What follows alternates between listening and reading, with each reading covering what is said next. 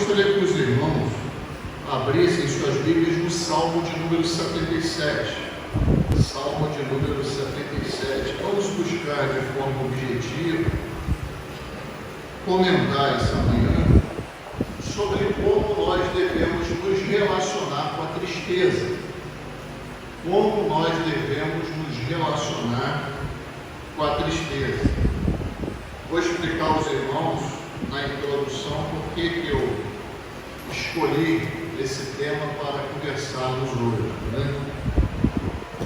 O texto bíblico diz assim: clamei ao Senhor com a minha voz, a Deus levantei a minha voz, e Ele inclinou para mim os ouvidos. No dia da minha angústia busquei o Senhor. A minha mão se estendeu de noite e não cessava. A minha alma recusava ser consolada. Lembrava-me de Deus e me perturbei. Queixava-me e o meu espírito desfalecia. Sustentaste os meus olhos vigilantes. Estou tão perturbado que não posso falar. Considerava os dias da antiguidade, os anos dos tempos passados.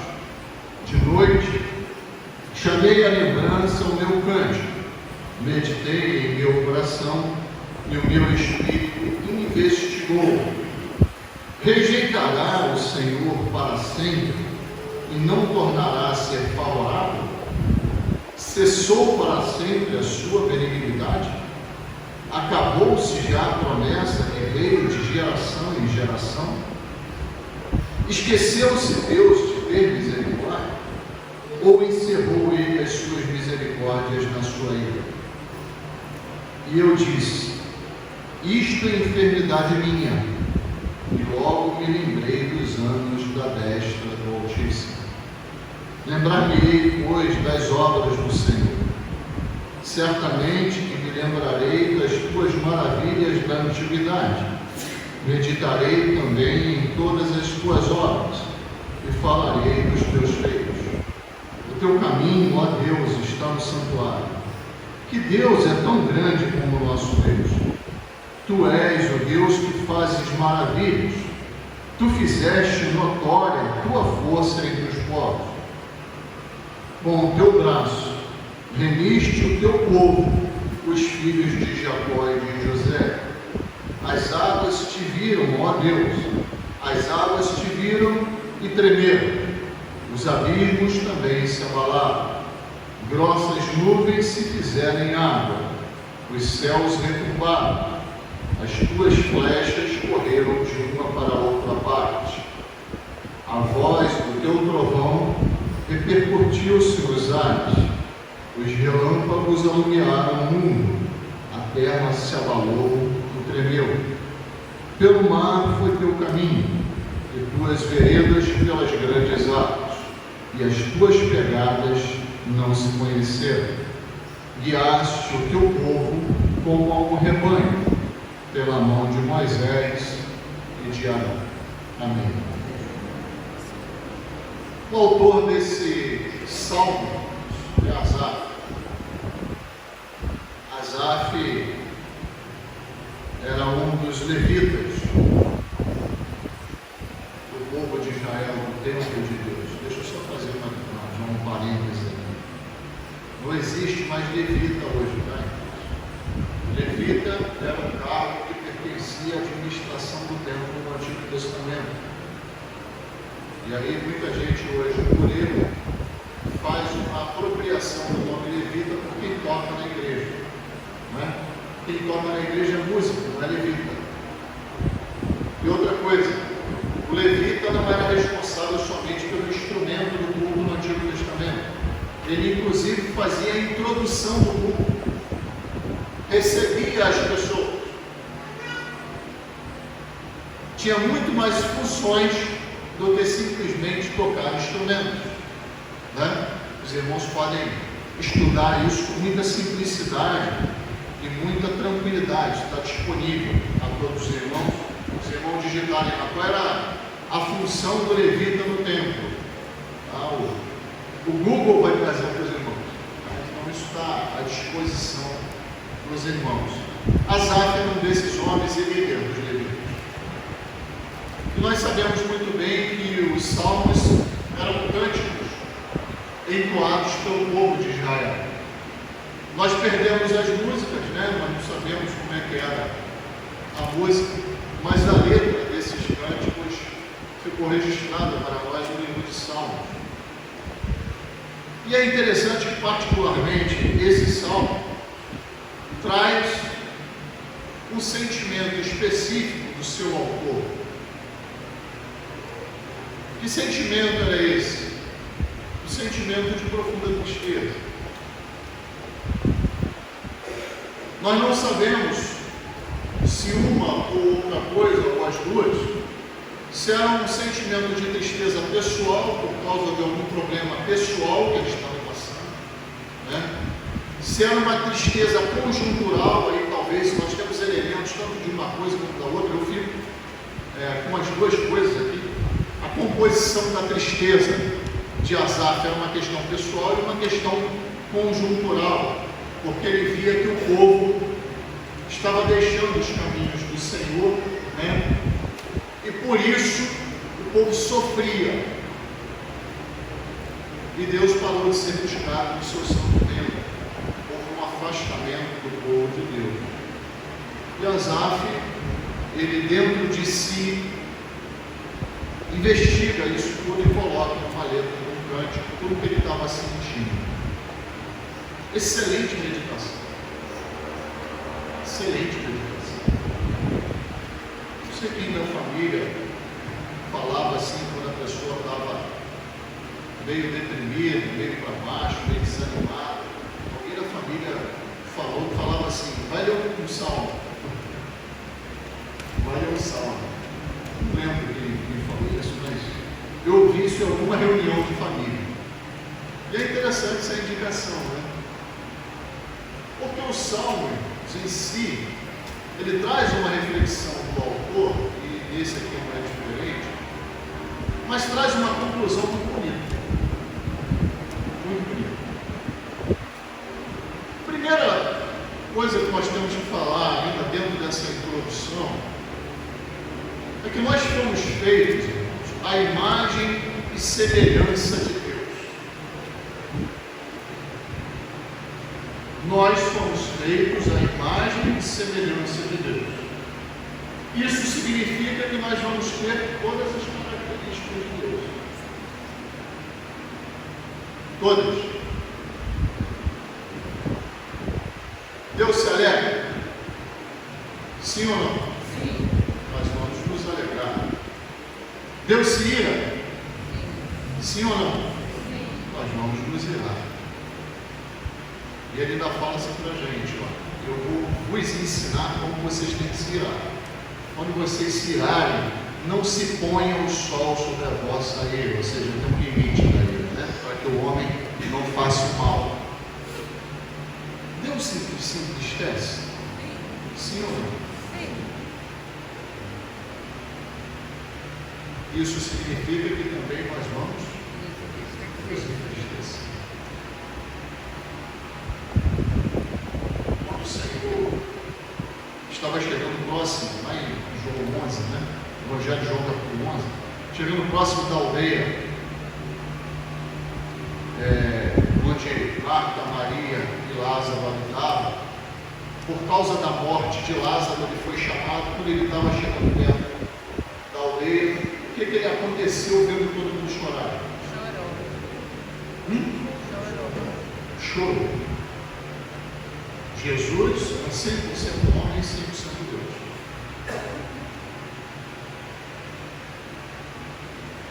O choro veio de alegria? Veio por um momento de alegria? No Getsemane, o que aconteceu? O Senhor orando, angustiado, por causa do momento que iria chegar, por tudo que ele vinha enfrentando até aquele momento, né? Com anseios de morte sobre a sua vida, ele fazendo o bem, e muitos querendo lhe tirar a vida, ele amando e mostrando o seu poder de Deus, e aquelas pessoas que ele fez bem muitas daquelas pessoas atirando pedras no corpo dele e gritando para ele: crucifica. Bom, isso foi depois, mas a verdade é que ele sabia que isso podia acontecer. Como Deus, sendo onisciente, ele sabia que tudo isso ia acontecer. Ele sabia o tamanho da angústia que ele ia sentir ao subir aquela cruz e até fazer isso. E nesse momento de profunda tristeza, suou gotas de sangue. Profunda tristeza.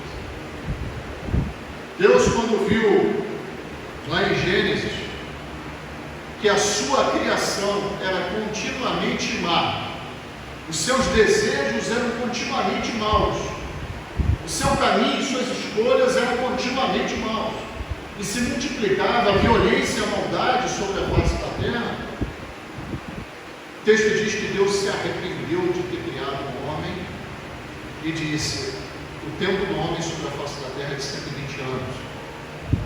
E chamou Moisés, chamou Noé, para poder fazer a arca e selar o fim daquela humanidade através do dilúvio.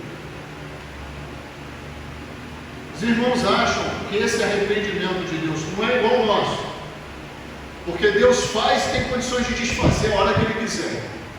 Ele mostrou isso na história da humanidade, né? Esse arrependimento significa ali que Deus estava voltando atrás daquela criação e fazendo uma nova através de Noé e sua família. É isso que isso significa.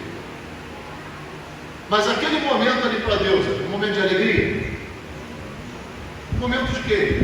De tristeza. Então, se o nosso Criador se entristece, significa que nós vamos nos entristecer também. O grande problema é que o homem não quer mais se entristecer. A humanidade não quer mais encarar que a tristeza faz parte da nossa vida. Momentos de tristeza fazem parte da nossa vida, assim como fazem de alegria. E hoje há uma profusão, não quero entrar nesse mérito, de diagnósticos sobre a tristeza. Deixa eu só fazer um breve comentário aqui. Até os psicólogos, os psiquiatras têm dificuldade de separar o que é tristeza e o que é depressão. Podem estudar, irmãos, podem pegar estudos e declarações de psiquiatras, psicólogos renomados, com uma grande dificuldade de separar o que é tristeza e o que é depressão. Então não vou tratar aqui de depressão, vou tratar de tristeza, porque isso nós sabemos que faz parte do nosso ser, acabamos de declarar isso aqui, né? Então não vou entrar nessa profusão de diagnóstico. O camarada declara lá: amém é depressão, e pô, faz o sinal da cruz. O Papa da psicologia diz que aquele indivíduo ali está com depressão de modo final. Mas se você perguntar para ele: mas por que não é uma tristeza, uma depressão? O tempo. Mas que tempo é? Não, porque a tristeza é uma depressão, uma tristeza que não sai da gente, se prolonga durante. Mas que tempo é esse? 2 semanas, 3 semanas. Ora, por que não 1? Por que não 4? Deixa eu dizer aqui para os irmãos: depressão não tem marcação biológica. Você não consegue determinar biologicamente, através de exames, o que é depressão. Mas a tristeza nós sentimos. Concorda comigo? Nós sabemos muito bem o que é se entristecer. Eu não vou entrar na questão, né, da psicologia, nem da psicanálise, nem nada disso, porque a verdade é que a Bíblia nos ensina a lidar com a tristeza. E é isso que eu quero tratar com os irmãos. E que os irmãos entendam, inicialmente, que assim como esse servo fiel do passado estava passando por um momento de tristeza, e a particularidade dele, pela sua confissão nos seus escritos, não mostram que ele estava em pecado. não mostram que ele estava em pecado, mas a tristeza pode advir do pecado, mas particularmente não mostram que ele estava em pecado. Assim mesmo estava triste. A perda do ente querido, a análise de uma conjuntura. Essa semana, não sei se os irmãos acompanharam, eu vou falar sobre isso mais tarde. A tristeza daquele terremoto lá no sul da Ásia, né? Que tristeza, que sofrimento. A gente enxergar a humanidade dessa forma e ver qual é o propósito de Deus para a humanidade, esse confronto do ideal de Deus e pelo que a humanidade se tornou, isso tudo é tristeza. Porque a gente sabe que a humanidade não é para sofrer assim.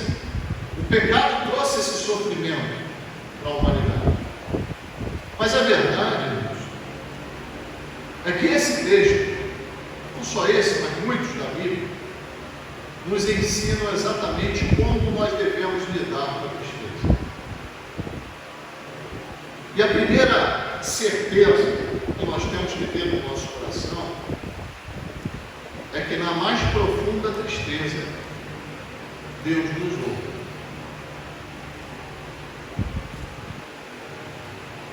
Não importa se você acha que sua tristeza é passageira, se ela é profunda, se ela é justa ou se é injusta, se ela é devida ou indevida, certamente a certeza que nós temos que ter no nosso coração é que Asaf tinha aqui, é que Deus nos ouve. Não sei se isso traz um consolo para os irmãos do tamanho que traz para o coração. Eu ter a certeza que eu tenho de Deus a que recorrer e que Ele me ouve. Olha o que ele fala aqui no versículo 1: clamei ao Senhor com minha voz, a Deus levantei a minha voz.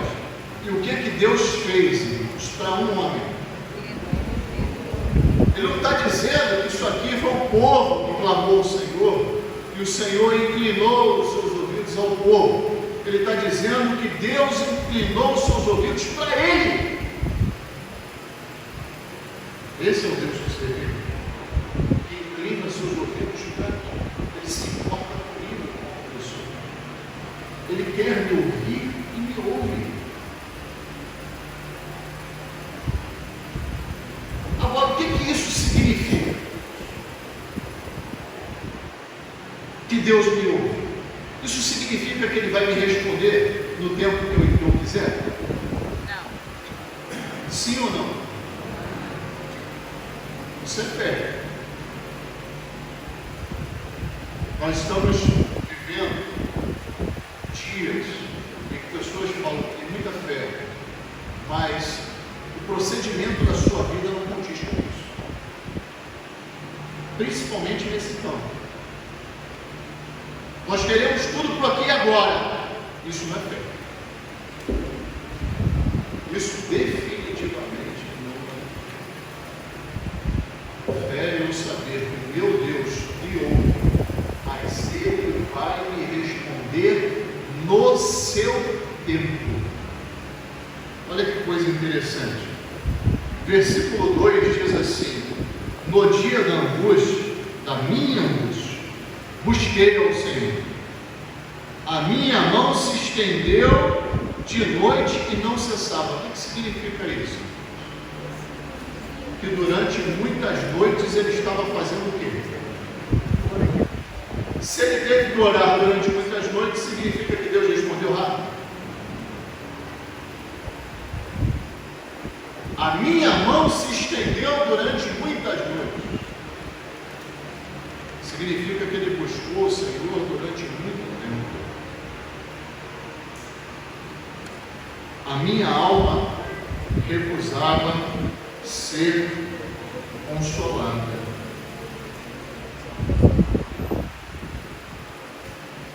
Ou seja, ele acabou entrando e alimentando essa tristeza, porque, apesar de saber que Deus o ouve, ele queria que a resposta fosse no seu tempo. Não funciona assim. Não funciona assim. Outra coisa que nós precisamos ter certeza dentro desse processo da tristeza é que Deus vai responder, mas não significa que Ele vai responder em conformidade com o que eu espero.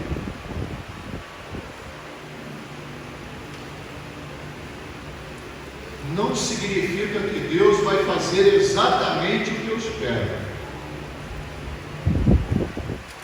Porque no versículo finalzinho do 2 diz assim: a minha alma recusava ser consolada. Isso é um problema. E ele continua no 3: lembrava-me de Deus. E o que acontecia com essa lembrança de Deus? E me perturbei. Queixava-me e meu espírito desfalecia. Deixa eu falar uma coisa para os irmãos. Deus não tem uma forma só de operar na nossa vida. E crer nisso é diferente. É submissão e dependência. Ele não tem uma forma só de operar na nossa vida. Não significa que Deus vai tirar o problema de nós. Se Ele quiser, Ele não vai tirar. Mas certamente te dará consolo para passar pelo problema. Nós podemos dizer que dessa forma Deus não está agindo na nossa vida. Podemos dizer que o consolo de Deus não é o agir dele na nossa vida. Nós temos que ter cuidado, justamente para quando Deus tenta consolar o nosso coração, no meio de uma tribulação, no meio de uma tristeza, nós recusarmos sermos consolados, porque nós estamos esperando a forma que nós queremos que Ele haja na nossa vida. E se Ele agir de forma diferente, então para mim não serve. Para isso que Asaf, nesse processo que Asaf entrou. E sabe qual vai ser o resultado disso? Tristeza sobre tristeza. Porque você recusa o consolo de Deus, a ação de Deus na sua vida, porque você está esperando uma forma só de solução. Não é assim que funciona. Não é assim que funciona. Definitivamente não é assim que funciona. Ser ouvido por Deus, irmãos, também não significa que nós devemos parar de clamar. O versículo 4 diz assim: sustentate os meus olhos vigilantes. Estou tão perturbado que não posso falar. Olha que coisa, traz a ideia aqui de que ele não conseguia dormir e a perturbação da tristeza não o permitia de forma nenhuma falar mais.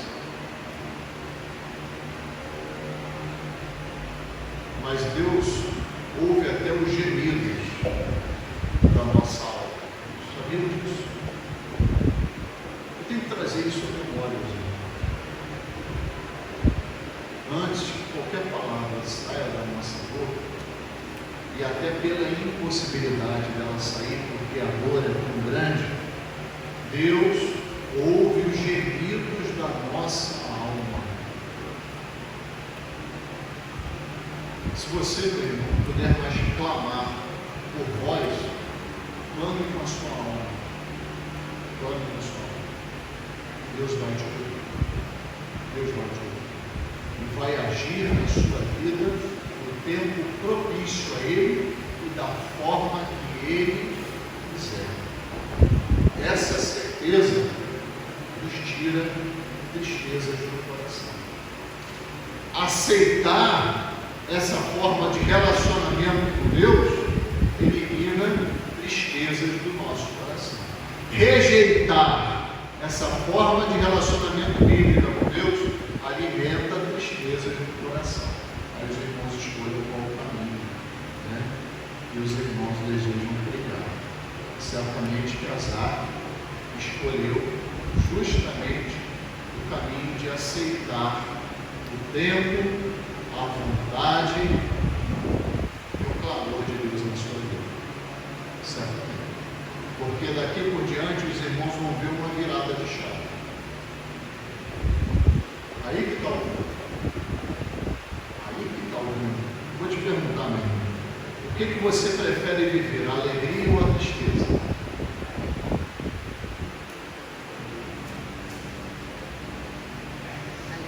Eu acho que tem muitos irmãos com dúvida ainda, tem dúvida ainda. Não ouvi a resposta. O que você prefere viver, a alegria ou a tristeza? Alegria.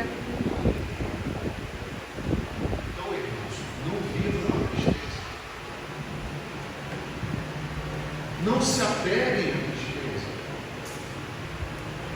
Não se apeguem à tristeza. Vivenciem, olha só a palavra que eu estou utilizando.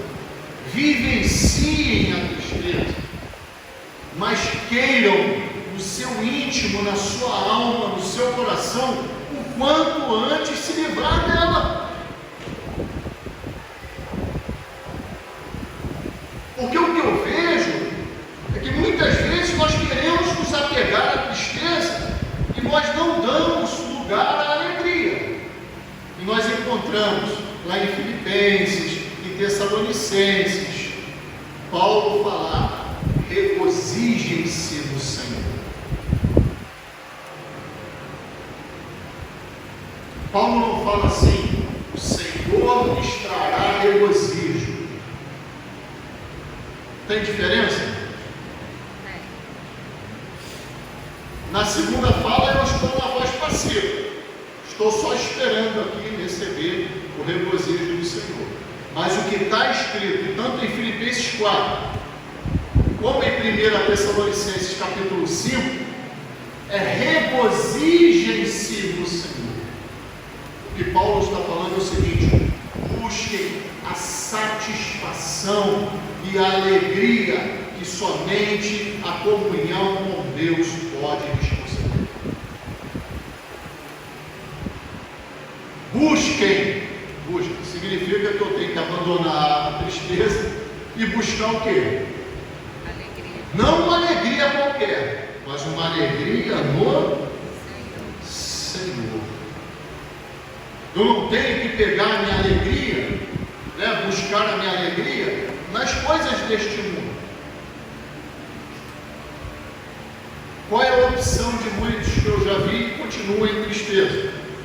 Aí eu preciso me alegrar, preciso fazer uma viagem, preciso fazer compra no shopping, preciso fazer compra no calçadão, preciso passear, preciso frequentar uma academia. Vou te dizer, meu irmão, minha irmã, a alegria proporcionada por isso vai começar aqui e acabar aqui. Vai ser momentâneo, porque o vazio da tristeza só pode ser preenchido pelo prazer de servir a Jesus Cristo. É isso que a Bíblia nos ensina. E é isso que Asaf fez no seu livro. Olha que coisa interessante. Ele tratou a tristeza na vida dele com as suas convicções de fé. E aí eu me preocupo hoje se estão faltando convicções de fé. O que são convicções? Certeza. Certeza. São dúvidas? Convicções são certezas. E o quanto dessas convicções estão habitando em nossos corações. Quando nós somos confrontados diariamente com as nossas convicções de fé, que tipo de decisão eu estou tomando? Eu abro mão, então não é convicção. Sigo o curso desse mundo, então não é convicção. Convicção, irmão, é certeza que quando eu sou confrontado, eu reafirmo ela na minha vida. Isso que é convicção. E Asaf fez isso. Sabe de que forma que ele fez isso? Reconhecendo a sua fragilidade e buscando em Deus a sua fortaleza. Isso é convicção de fé. É ou não é? É. Paulo declarou isso. Sim ou não? Quando estou fraco, estou forte. O que Paulo está dizendo ali? Quando eu reconheço a minha fragilidade, as minhas minhas limitações, quando eu reconheço o meu pecado diante de Deus, quando eu reconheço as minhas falhas e busco em Deus força para vencê-las e não ser derrotado por elas, quando eu busco em Deus força para vencê-las, eu sou forte. Aí eu adquiro força e venço todas elas, inclusive a tristeza. Inclusive a tristeza. No versículo 5, nós lemos assim: considerados os dias da antiguidade, os anos dos tempos passados. Ou seja, ele passou e olhou para trás. Preciso fazer alguma coisa para sair desse poço de tristeza. Vou olhar para trás. Será que essa minha tristeza vai perdurar? Será que tem sentido eu permanecer nesse sentimento? Olha para trás. Olha os anos do passado. De noite, chamei a lembrança, que é muito lindo, meu cântico. Enquanto ele ficava acordado por causa da tristeza, o que ele fazia? Cantava ao Senhor. E é interessante ele chamar o meu cântico. Significa que ele tinha um preferido para louvar o Senhor. Muito interessante isso. Enquanto ele ficava acordado, ele buscava o Senhor.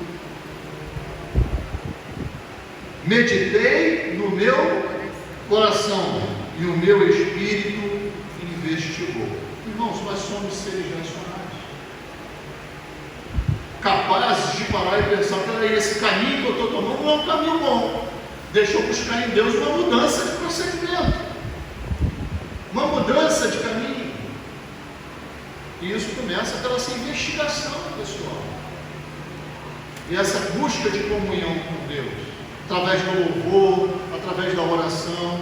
Olha a fórmula aí, a fórmula básica, né? Através da leitura da sua palavra e através, principalmente, de entender que Deus não permite que o cetro da impiedade fique sob o seu povo durante muito tempo. Ele pode até permitir que a mão da impiedade nos traga, de vez em quando, alguns apertos. Ele permite. Estava conversando com o irmão Cláudio, né? Sobre as tentações e as provações que chegam na nossa vida. E ambas as coisas, se formos vitoriosos no Senhor, nos trará o quê? Um momento de fé, certeza, convicções cada vez maiores de fé. E o que Asaf fez? Olha para trás. Olha o que Deus fez na minha vida e na vida do seu povo. Deus deixou de ser misericordioso? Deus deixou de ser bondoso? Claro que não, irmãos, porque a misericórdia e a bondade fazem parte da sua natureza. Deus não tem como deixar de ser misericordioso e bondoso. Ele vai continuar agindo como fez no passado. Ele vai continuar agindo agora com o quê? Misericórdia e bondade. Certamente que a bondade e a misericórdia do Senhor me seguirão todos os dias da minha vida. Certamente. Quem disse certamente? Foi Davi, foi salmista. Ele chegou a essa convicção de fé. Certamente que a bondade e a misericórdia não me abandonarão. Na tristeza isso também funciona, irmãos. A bondade e a misericórdia não nos deixam durante momentos de vale que nós estejamos passando, durante momentos de deserto que nós estejamos passando. E isso não é para alimentar a tristeza, mas esse tipo de certeza é para nos fazer sair das tristezas, trilhar um caminho reto diante do Senhor novamente e renovar as nossas forças. Convicção, irmãos, de fé que nos lembre que nós temos um pastor.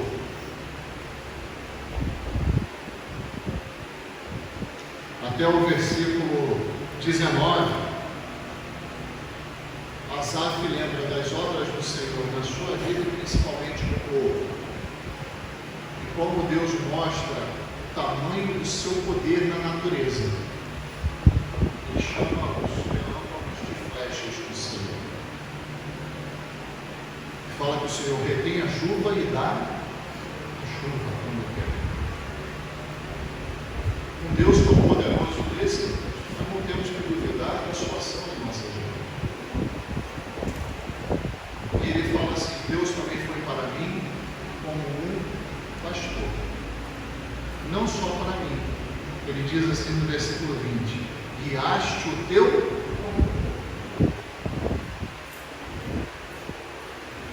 Deus é um pastor, irmãos, para o seu como a um rebanho. E aí está a grande chave de interpretação dessa parte do texto. Né? Até quando eu sou rebanho do Senhor? Até quando eu me faço ovelha de Deus e me submeto à sua vontade na minha vida? Porque se eu me submeter, eu tenho um pastor durante toda a minha vida neste mundo. E quando acabar a vida aqui, terei comunhão perfeita e completa com esse pastor dos altos céus. Então, irmãos, entendamos que assim como a alegria faz parte da nossa vida, a tristeza também faz. E a Bíblia nos ensina, através de exemplos do passado, muitos exemplos do presente, que nós precisamos agir, lutar contra a tristeza. E de que forma que a gente faz isso? Lembrando que o Senhor nos ouve e Ele age na nossa vida segundo a sua soberania, e que esse Deus soberano é poderoso para cuidar de nós, assim como cuidou dos exemplos que nós temos no passado e que ficaram registrados na sua palavra. Deus não muda. Da mesma forma que Ele agiu no passado, Ele continua agindo hoje com a sua misericórdia, com a sua bondade sobre as nossas vidas. Que o Espírito Santo de Deus renove os ânimos dos irmãos. E que cada vez mais aprendamos a lidar com os nossos sentimentos. Não nos pregamos a diagnósticos humanos, e sim quem é Deus, quem é esse poderoso Deus